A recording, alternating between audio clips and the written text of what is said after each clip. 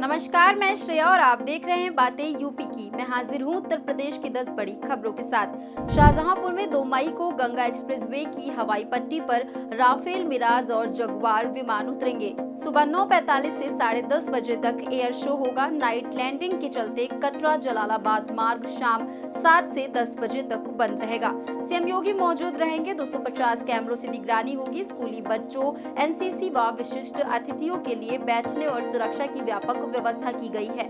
Swiss cottage, German hanger व lighting तैयार है। वायुसेना का अभ्यास और प्रदर्शन ऐतिहासिक होने वाला है। उपराष्ट्रपति जगदीप धनखड़ ने लखनऊ के एकेटीयू में राज्यपाल आनंदीबेन पटेल की जीवनी चुनौतियां मुझे पसंद है का विमोचन किया। कार्यक्रम में सीएम योगी, डिप्टी सीएम ब्रजेश पाठक, केशव मौर्य समेत कई प्रमुख नेता शामिल हुए। सीएम योगी ने कहा, अवसर सबको मिलते हैं, कुछ बिखरते हैं, कुछ निखरते हैं। उन्होंने राज्यपाल के संघर्षपूर्ण जीवन को प्रेरणादायी बताया।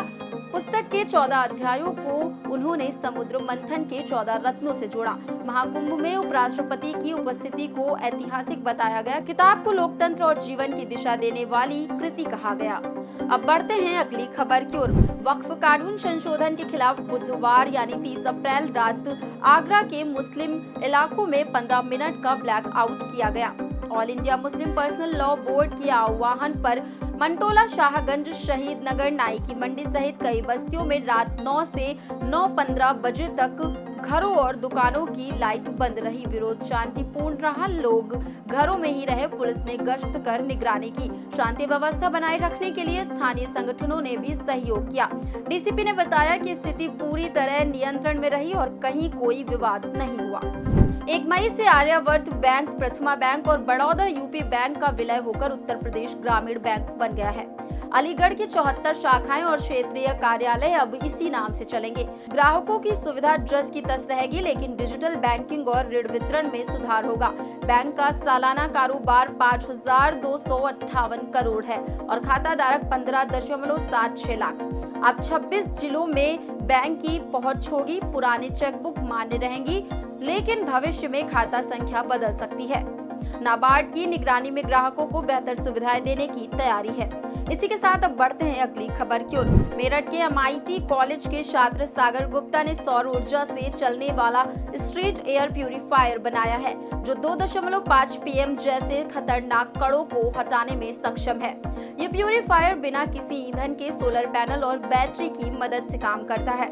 इसका पेटेंट हो चुका है और इंडिया बुक ऑफ रिकॉर्ड्स में नाम दर्ज हुआ है। अटल कम्युनिटी इनोवेशन सेंटर ने इसके प्रोटोटाइप निर्माण का करार किया है। सागर का ये इनोवेशन प्रदूषण की समस्या से निपटने की दिशा में बड़ी उम्मीद माना जा रहा है। 3 मई को वाराणसी के चिरई गांव में रोजगार महाकुंभ का आयोजन होगा, जिसमें 7,000 से अधिक नौकरियां युवाओं का इंतजार कर रही हैं। आईटी, बैंकिंग, शिक्षा, सुरक्षा जैसे क्षेत्रों की 40 से अधिक कंपनियां भाग लेंगी। अधिकतम सालाना सैलरी 3 लाख तक हो सकती है। हाई स्कूल से लेकर एमबीए, आईटीआई, डिप्लोमा, बीटेक पास अभ्यर्थी हिस्सा ले सकते हैं। रोजगार संगम पोर्टल पर पंजीयन जरूरी है। बायोडेटा, फोटो और आधार लाना अनिवार्य है। साथ ही श्रमिकों के लिए पंजीयन और कल्याणकारी योजनाओं का लाभ भी मिलेगा। ये बेरोजगार युवाओं के लिए सुनहरा अवसर है। 2 मई को हस्तिनापुर विद्युत उपखंड केंद्र में मशीनों के बदलाव के कारण 28 गांवों की बिजली आपूर्ति सुबह 10 बजे से शाम 5 बजे तक बाधित रहेगी। 33 केवी उपखंड केंद्र पर पुरानी वीसीबी मशीन की जगह नई मशीन लगाई जाएगी। विद्युत विभाग ने उपभोक्ताओं को असुविधा से बचाने के लिए जल्द आपूर्ति बहाल करने का आश्वासन दिया है। उपभोक्ताओं से अनुरोध किया गया है कि वे अपने जरूरी काम समय से पहले निपटा लें, ताकि बिजली बंदी से परेशानी न हो। अब बढ़ते हैं अगली खबर की ओर। लखनऊ में 11 मई से ब्रह्मोस मिसाइल की फैक्ट्री का संचालन शुरू होगा। रक्षा मंत्री राजनाथ सिंह और मुख्यमंत्री योगी आदित्यनाथ उद्घाटन करेंगे। ब्रह्मोस मिसाइल को डीआरडीओ और रूस की एनपीओ मशीनोस्ट्रोयेनिया कंपनी ने तैयार किया है। ये मिसाइल एशिया की 10 सबसे खतरनाक मिसाइलों में शामिल है और इसे नेवी, एयरफोर्स और थल सेना द्वारा इस्तेमाल किया जाता है। ये सुपरसोनिक मिसाइल 290 किलोमीटर तक मार कर सकती है और मैक 2.8 की गति से चलने में सक्षम है। इसे जमीन, हवा और समुद्र से लॉन्च किया जा सकता है। श्रम विभाग में पंजीकरण कराने से श्रमिकों को कई सरकारी योजनाओं का लाभ मिलेगा, जैसे दुर्घटना बीमा, कन्या विवाह अनुदान और अन्य लाभकारी योजनाएं। मुख्य विकास अधिकारी ने बताया कि श्रमिक नजदीकी जन सेवा केंद्र पर पंजीकरण करा सकते हैं और ये पंजीकरण हर साल स्वतः रिन्यू हो जाएगा। पंजीकरण के अभाव में कई श्रमिक योजनाओं से वंचित रह जाते हैं।